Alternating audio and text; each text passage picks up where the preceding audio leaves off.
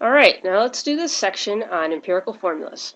So what I'm going to do is give you either the percent or the mass. Now, if I give you the percent, you just assume that the total sample size is 100 grams, and then you know that 75% of 100 grams is 75 grams, and you magically turn percent into grams. And over here, you know it's 25% of 100 is 25 grams. So then you have your two masses. So if I give you masses, you're all set. If I don't give you masses, then you make this assumption, and now you magically have masses. And the reason you need masses is because you have to first convert to moles. So we're going to start with carbon. Here's carbon. We've got 75 grams of carbon. And you need to look on the periodic table and figure out what's the molar mass of carbon, which is 12.0. That's equal to 1 mole. And then you do 75 times 1 divided by 12, and you get 6.25. That's how many moles of carbon. Then you do the same thing for hydrogen. Hydrogen's 25.0 grams, and you know the molar mass of hydrogen, hopefully, is 1.0 grams. And then you end up with 25.0 moles of hydrogen. Now that's step one. Step two is to figure out the ratio between carbon and hydrogen. Now right now we do have a ratio. We have a 6.25 to 25, but that's not the simplest whole number ratio. And that's what you need for empirical formula. Simplest whole number ratio. So what you can do is write carbon and hydrogen, and then next to each you're going to write how many moles you have. 6.25 and 25. You're going to pick the smallest, which is carbon, and you're going to divide through by the smallest. And then this is going to cancel out to 1. The smallest will always cancel out to 1. And then 25 divided by 6.25 is 4. So this is a whole number ratio, 1 to 4. So our new formula is CH4. So that's our empirical formula. Make sure you can't reduce it at all. If you can reduce it, then you did something wrong.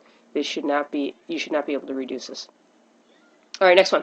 Again, I gave you percents. We're going to magically turn it into grams by assuming that the sample size is 100. So this would be 49.2 grams, and this is 50.8 grams. So first thing, convert to moles. 49.2 grams times 1 mole is 31.0, and that gives us 1.59 moles. And then the next one, 50.8 grams times, this is oxygen, so it's 1 mole over 16.0 grams, and that comes out to 3.188 moles. Now this is a ratio, but it's not written correctly. It's not simplest whole number ratio. So we're going to write P 1.59, O 3.188, and then we're going to divide by the smallest. That means that this one, let's go down here.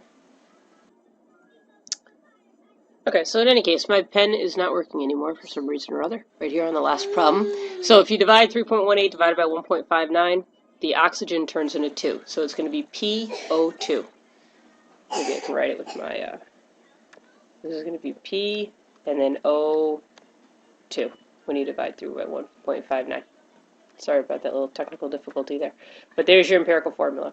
Now, quick heads up here. If this doesn't come out to exactly a whole number, if it comes out to about halfway there, if it comes out to like 1.5, 2.5, 3.5, then you're going to multiply the whole thing by 2.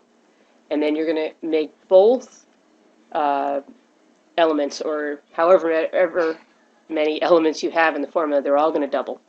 And that'll take care of your half. It'll turn into a whole number. Or if you're a third of the way there, if you end up with like 0.3, if you divide through and it comes out to 1.3, 2.3, or somewhere close to that range, then you multiply the whole mess by 3, and then it's going to triple everything, including that third, so that'll give you a whole number.